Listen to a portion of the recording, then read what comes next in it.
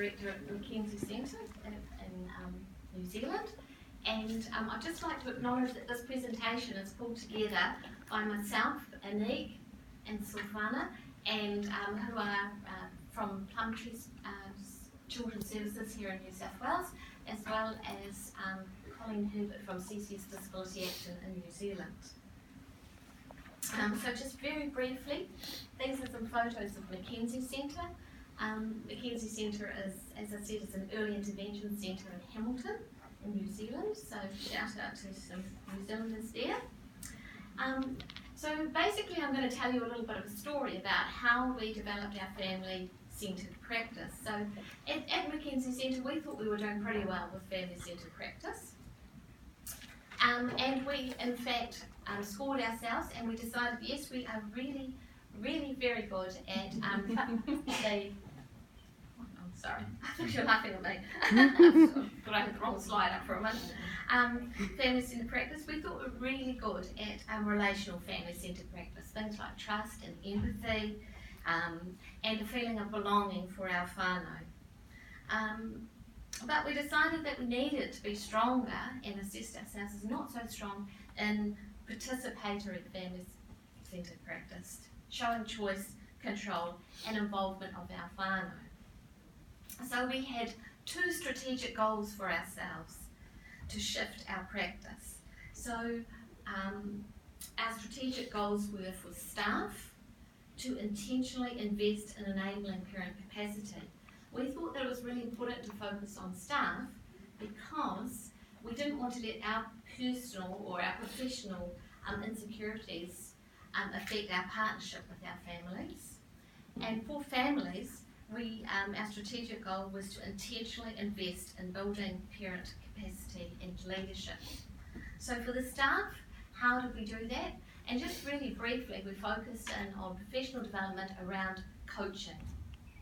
But what I'm wanting to focus on today is how did we intentionally invest in building leadership for our families.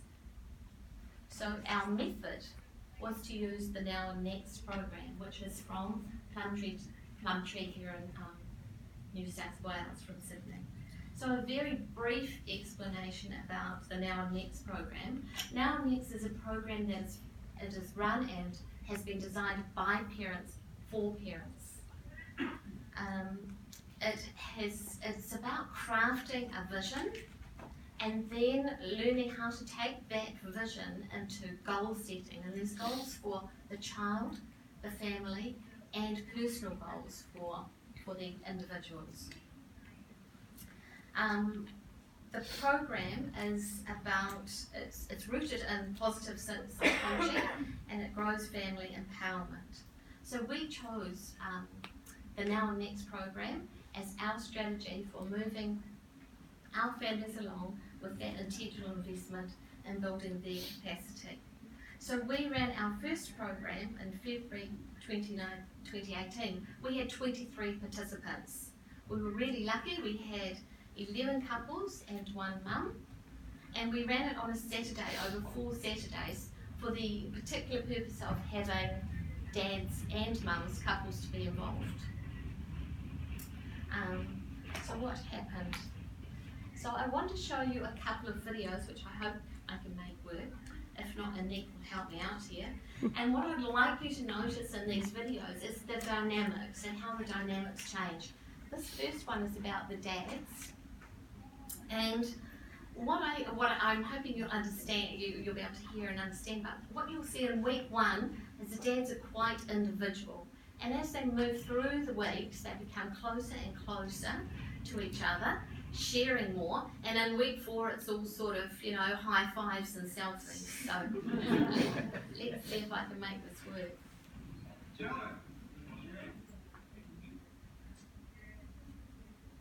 hope it's going to be loud enough.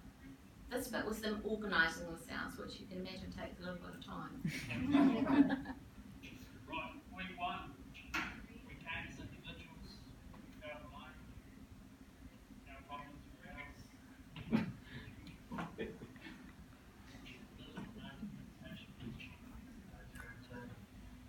Week 2. We started to open up a little bit. sharing a few little things. We learned to learn what our strengths were and how this would help our children for goal setting. And how we get in the zone. People started talking and sharing struggles. Week 3. Couldn't shut us up. The group started talking, looking for the action. The future's positive. We have people support. There's people here to help you. Okay, selfie time.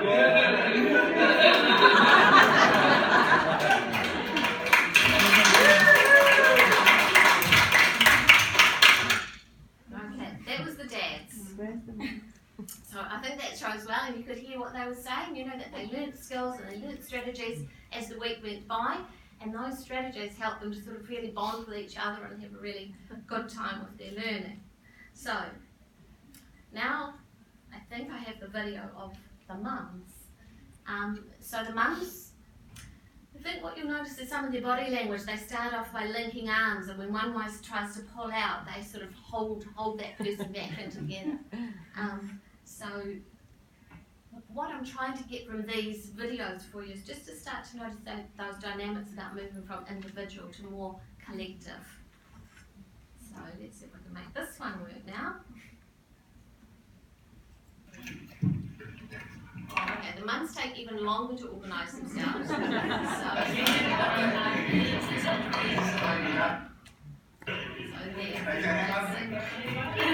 and the question that they were asked was, what does the group mean to you? So that's sort of using the role play to describe what the group means to them. Oh, it's too hard. I don't know how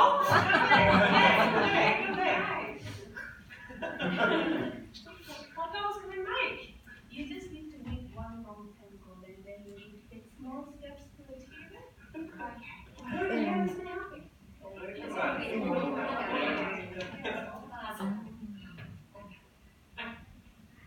It's just too No, hard. I'm really struggling to understand. How can we make this work? We can do it.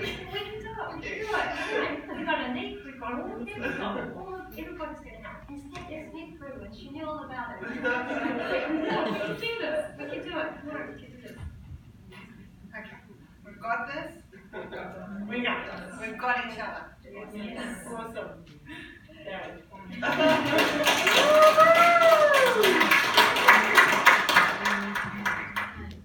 So I think that's really the lovely thing. It's a bit of a mantra that goes through the now and next, you know, I've got it or we've got it.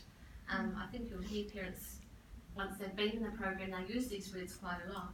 So those achievements, just to say that was after 4 Saturdays between 9 and 3 p.m. If those families achieved those results. So outcomes, what happened?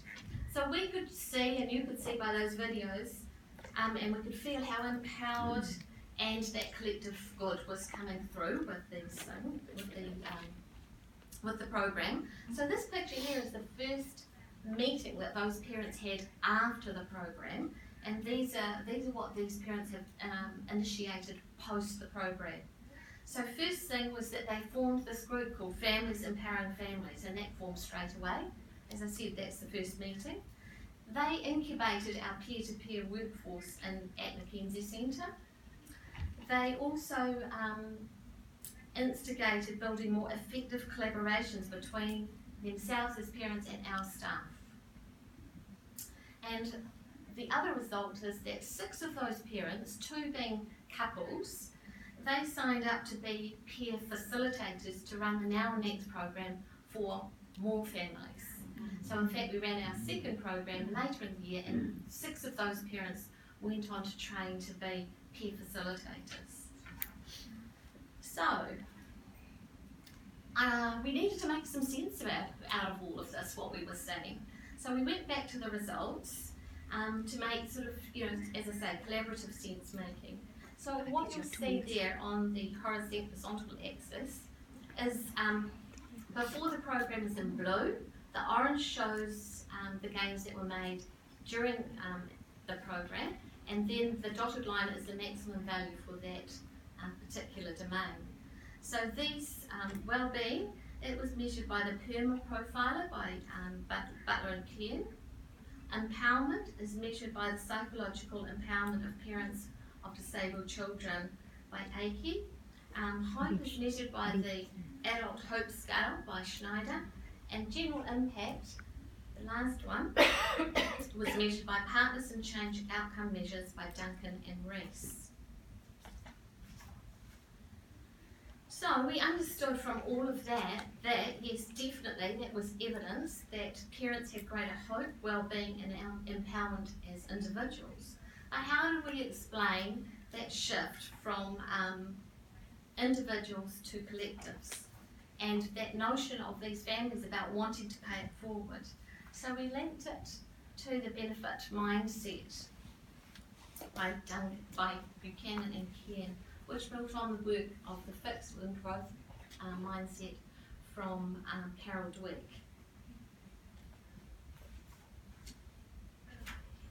So these mind shift changes from parents seeing themselves as individuals to that benefit mindset. So the things that we heard is that the parents started talking about the liberating impact of the mind shift that they experienced by focusing on strengths, and parents started talking about themselves as being the CEO or the leader of their family. In these families' view, leadership was not an option, it was their responsibility. So to our knowledge, the paper that we've all collectively written was the first account of the transformation for families raising a young child with disability or developmental delay, developing a collective benefit mindset to achieve better outcomes. As parents formulated the progress that they identified for their children, they collectively realised that with the tools they learnt, they could make a difference to their children, but also other families raising children with disability. They became more empowered and committed to forming positive working relationships with the professionals, and they continue to build on their strengths as they are the experts in their children's and their families' well-being. So what we have now, this is our model now, we have our families empowering families, and it's quite clear that their notion is that they capture the knowledge and they share it. That's the sort of thing about if I knew then what I knew now, and wouldn't I really want parents to know now what I would have known way back then. And Silvana and Anika very, very powerful people talking about these kind of things. So at Mackenzie Centre we see ourselves as providing resources and an incubator. And families empowering families, what the parents say, they are a voice for things like to other parents, for sharing their learning and creating that sense of belonging, because being a parent of a child with special needs can be very isolating. They see themselves as leading in the community and leadership to change the way that people see people with disability and to make the world a more inclusive place. And they see themselves as influencing decision and policy makers. For us, how can we apply this further? Perhaps we could be thinking more strongly about user groups taking the lead and designing solutions that work for them. About thinking about resources in the disability sector, they're typically quite limited and do not always have a reliable impact. So we could harness the untapped talents of the benefit mindset that parents bring to the sector for a collective good, using the empowerment of parents to create like that domino effect on outcomes, hence the importance of starting early, and that domino effect will rub off in our community with our perceptions of disability.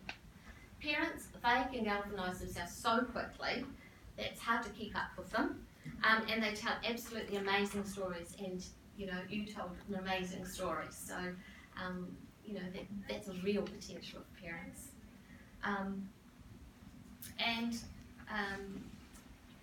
Going back to the strategic goal that we had at the beginning for Mackenzie Centre about empowering families and our staff being enablers. We feel we've made tremendous progress with that. We're very excited to continue, and I think like the parents, we've got this a lot better at Mackenzie Centre, and it's really exciting, very exciting for anybody who is thinking about a peer workforce and how to involve parents in your organisation. I'd say give it a go. Kia ora.